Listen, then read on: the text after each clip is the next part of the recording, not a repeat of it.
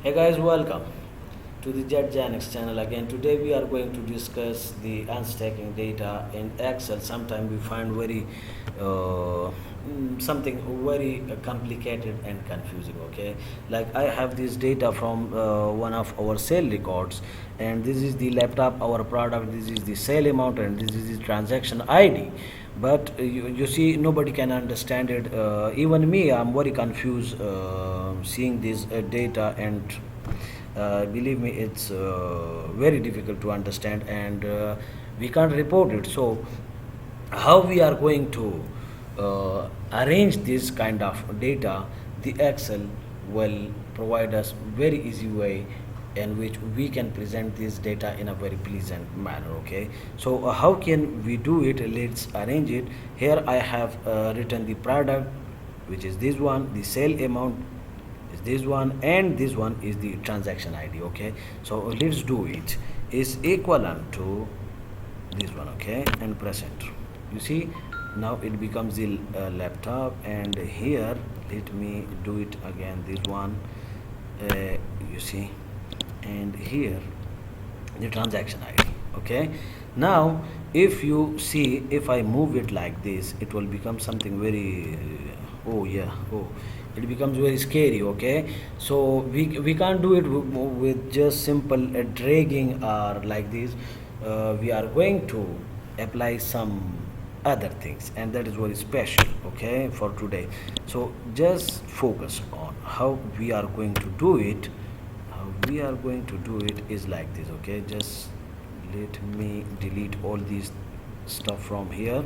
Okay, and here I am going to write. What I will write? I will write as, you see, and no, as, but not as. Okay, something else which is far different than the A, because this is the A or B. Sorry, we have B column, so as is okay. Or just make it just make it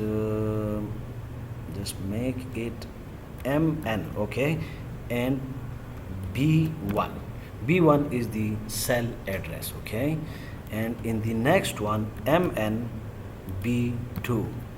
Sorry guys, B2. In the third one, MN B3. Now another one line, so that the Excel can understand the trend in our data. MN B4. Okay, sorry, 4. MN B5. Here MN B6. Okay, now how much data we have here is up to 40. Okay, 40. So select these two rows. Okay, yes, and come down up to here. Okay, and just leave it there. Now we are all set. We are living with only one track, and that is Control F, find MN, and replace it with equal sign. Replace all, and we are all set. No, sorry guys, I think we did something wrong. You see, yes, we are wrong. Okay, because yes guys, I have done a mistake, because here I have B1 while B1 is empty. Okay, so what I'm going to do, Control Z, if is it possible. Yes, Control Z, and I will start from B2 because the B2 is here. Okay, B2, and the next one, it will be B3. This one will be B4. This one will be B5.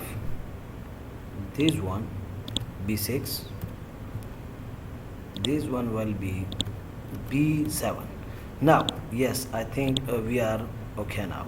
So just drag it down.